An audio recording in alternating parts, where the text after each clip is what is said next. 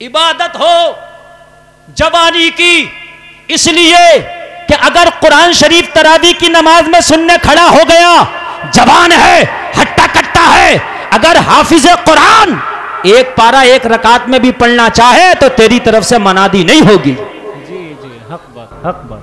पढ़ो भाई, कोई बात नहीं यार, तुमसे कम थोड़ी नहीं है, पढ़ो यार।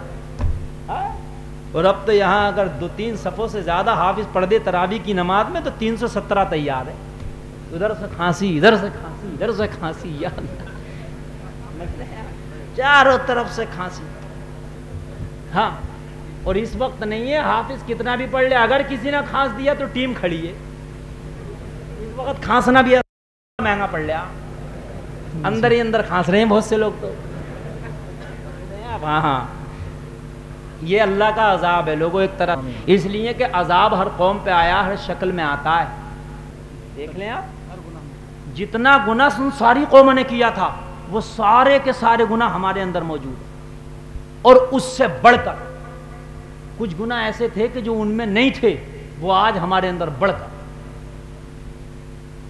मेरे जुमलों पे खास तवज्जो करना, मेरा जो फोकस रहता ना नौजवानों पर। क्यों रहता है? लोगों जो भी कुछ है जवानी में, बुढ़ापे में तो गवर्नमेंट भी रिटायर कर दे कि भाई इनका काम नहीं है, घर पड़े रहो, आधी तनख्वाह लेके वहीं खाते पीते रहो। भाई ये बात है कि नहीं? जी जी, सच बात। और माँ बाप को औलाद भी रिटायर कर दे, जब बुढ़ापा आया कि ठीक है भाई अम्मा अब्बा का कमरा ये हो गया, अलग बात खत्म है, इन्हें खाना होना पहुंचाते रहो। लायक फायक औलाद ऐसा करती है, और जो नालायक होती है वो कहीं डालती है बहुत दूर कि वो घेर पड़ा, वहां भैंसियां बनी है, वहां रखाओ भैंसियां। समझ रहे हैं आप समझें। जवानी है जो कुछ है। जवानी कितनी है मालूम है?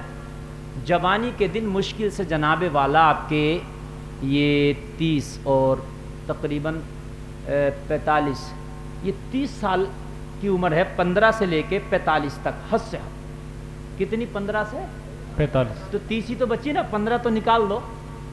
लेकिन उस 30 साल में इबादत नहीं कर रहा, इसी 30 साल में लड़ेगा, इसी 30 साल में भिड़ेगा, इसी 30 साल में झूठ बोलेगा, इसी 30 साल में फैशन भी करेगा, इसी 30 साल में जो है दुनिया की तरक्की करना चाहेगा, इसी 30 साल में 8-8 घंटा सोगा भी, सुबह को 8 बजे सोकर उठता, ये भी इसी में कर रहा है। इसी 30 साल में जो है सोचेगा कि मैं कारपेंटर बन जाऊं, पेंटर बन जाऊं, ये बन जाऊं, वो बन जाऊं। 30 साल है, 30 साल में 10 साल तो सोने के निकल गए, 20 ही साल बचे। मैं कह देगा उठ के मौला बुढ़ापे में, अब तो मैं जवानी में भी तो इबादत कर रहा था, बुढ़ापे में जैसी हो सकी करके आ गया, अल्लाह कबूल कर लेगा। लेकिन बुढ़ापे जवानी में तो क्या कबूल किया यार? अल्लाह ये नहीं फरमाएगा, ये बता जवानी तो जो मैंने तुझे दी थी तूने ऐसी निकाल दी कूद फांदने में, और तूने बुढ़ापे में तुझसे कुरान नहीं पढ़ा जाता था, सजदा तुझसे नहीं होता था, रुकू तुझसे नहीं होता था, क़याम तुझसे नहीं होता था, वुज़ू तुझसे नहीं होता था, सांस तेरी फूलती थी, सर्दी तुझे बर्दाश्त नहीं थी, गर्मी तुझे बर्दाश्त नहीं थी। बता तेरी इबादत करूं तो करूं कैसे कबूल? लेकिन तौबा के बारे में नहीं सोचता, सब बाद में सोच, तौबा के बारे में पहले सोच। बेशक बेशक, सुभान।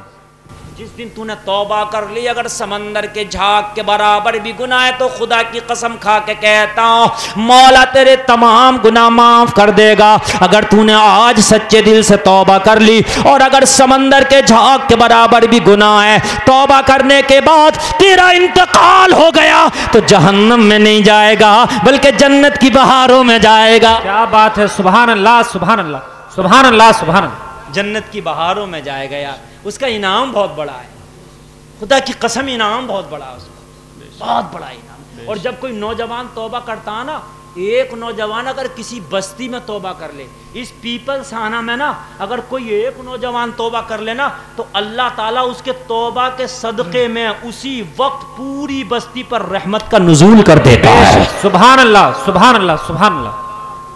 बस्ती रहमत में नहाती है, फिर गुनाहगार भी नहाते हैं रहमत में। जब बारिश होती है ना तो उसमें सब नहाते हैं। ऐसे ही जब कोई नौजवान तौबा करता है, अर्शे आदम को वजद आता है, जमीन को वजद आता है। ए लोगों, रब की रहमत जोश में आती है, उस पूरी बस्ती पर अपनी रहमत बरसाती है, पूरी बस्ती को अपनी रहमत से घेर लेती है रब की रहमत। रब कहता है ओ बस्ती वालों, इस बस्ती के अंदर एक नौजवान ने आज गुनाहों से तौबा की है, इसकी तौबा के सदके सब तुमको अपने इनाम से नवाज दिया है। बेशक बेशक, सुभान अल्लाह सुभान अल्लाह सुभान अल्लाह सुभान अल्लाह सुभान इनाम से नवाज दिया। एक तौबा करे और मेरी कौम की कौम, ये जितने नौजवान शायद सब तौबा कर लेना, तो खुदा की कसम मैं ये समझता हूँ कि फिर एक टाइम रहमत नहीं आएगी, हर टाइम रहमत रहेगी। सुभान अल्लाह सुभान सुभान अल्लाह। अगर एक नौजवान तौबा करे ना तो उस टाइम रब की रहमत आती है जब वो तौबा करता है, और अगर इतने लोग तौबा कर लेना तो फिर हर टाइम रहमत रहेगी। सुभान अल्लाह सुभान। हाय हाय हाय। तेरे पड़ोस में एक फाके से सोया था, तू खा के कैसे सो गया, तूने खबर क्यों नहीं ली थी? ये उससे भी होगा। तो मस्जिद की जो पड़ोस में था और मस्जिद वीरान थी, तो मस्जिद क्या उससे सवाल नहीं करेगी, दामन पकड़ लेगी, मौला मेरे पड़ोस में था लेकिन नहीं है मेरी तरफ आता था, दोस्तों की महफिलों में रहता था, ठट्टा करता था, हंसियां करता था, मजाक करता था, खेलता था, कूदता था, लेकिन कभी इसे तौफीक नहीं हुई कि मेरी सफ़ों में आके खड़ा हो जाए और मुझे आबाद करे। ए लोगों जरा गौर करो, फिर कहेगा मौला क्या करूं, दिल का दरीचा नहीं खुला था। काश अगर दिल का दरीचा खोल लिया होता तो ईमान की रोशनी से मेरा दिल माला माल हो जाता। क्या बात है, क्या बात है, सुभान अल्लाह सुभान सुभान अल्लाह सुभान अल्लाह। बहुत खूब। दिल का दरीचा खोलना बहुत जरूरी है। ये जो खिड़कियां लगती हैं ना, ये इसीलिए लगती हैं कि हवा इनसे ले ली जाए, कुछ रोशनी ले ली जाए।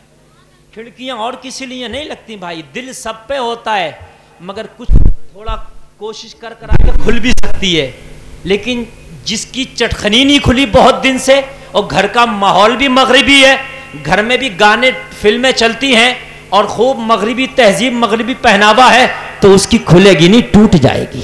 जी हक बात। समझ रहे हैं? कुरान जो है एक दिया है अल्लाह ने, लेकिन इसकी रोशनी उसी को पहुंचेगी जिसके दिल की खिड़कियां खुली होंगी। अबू जहल, तेरे दिल की खिड़कियां ना खुल पाई इसलिए तू रोशनी हासिल ना कर पाया। अबू जहल रहा, अबू बकर ने दिल के सारे दरवाजे खोल दिए, सदाकत के अलंबरदार बन गए। क्या बात है, सुभान अल्लाह। नारे तकबीर, नारे तकबीर, नारे रिसालत, मसलके आला हजरत, उलमाए अहले सुन्नत, इश्क़े मुस्तफ़ा। सुभान अल्लाह सुभान अल्लाह सुभान। काश ये दिल का दरवाजा खुल जाए। है कुछ नहीं, मामला सब दिल से है। ईमान ना टोपी में है, ईमान ना कुर्ता में है, ईमान ना पैजामे में है, ईमान दिल की कैफियत का नाम है। समझ रहे हैं आप? चाय रहने दो भाई, रहने दो। आप तवज्जो बिल्कुल मुकम्मल हाजिर रखना। जी जी। मैं जो बोल रहा हूं ना, मौजू जो मैं लेकर के चल रहा हूं, बस आपकी तवज्जो रहे तो आगे चलेगा। ये असल में तकरीर का मैटर क्या, कभी मैं ना सोच के आता हूं ये बोलूंगा अल्हम्दुलिल्लाह, ना कभी रट के आता ये बोलूंगा। जैसा मौका देखता हूं ना और जैसा माहौल बनता है, फिर सरकार का करम होता है और फिर मैं आपको पेश करता हूं। जी जी। तो भूल मैं भी सकता हूं। इंसान जब गुनाह करता है तो उसके दिल पर एक काला धब्बा लगता है, काला दाग लगता है, फिर गुनाह करता, फिर काला दाग लगता, फिर गुनाह करता, फिर काला दाग लगता। हद ये है कि एक दिन गुनाहों की वजह से पूरे दिल दागदार होके काला हो जाता है, फिर उसे बुरा काम बुरा नहीं लगता, फिर उसे बुरे काम में ही मजा आता है, इसलिए कि दिल काला हो गया। जी जी। और जो अल्लाह वाले नेक हैं, जिनके दिल की खिड़कियां खुली हैं, जिनके दिल के दरवाजे खुले ना, अगर वो कोई गुनाह कर भी लेना धोखे से, फिर बड़े पछताते हैं, वो फिर रोते हैं, तौबा करते हैं, फिर वो पसेमा होते हैं, शर्मिंदगी से आंसू बहाते हैं, तो मौला उनके गुनाहों को माफ भी कर देता है।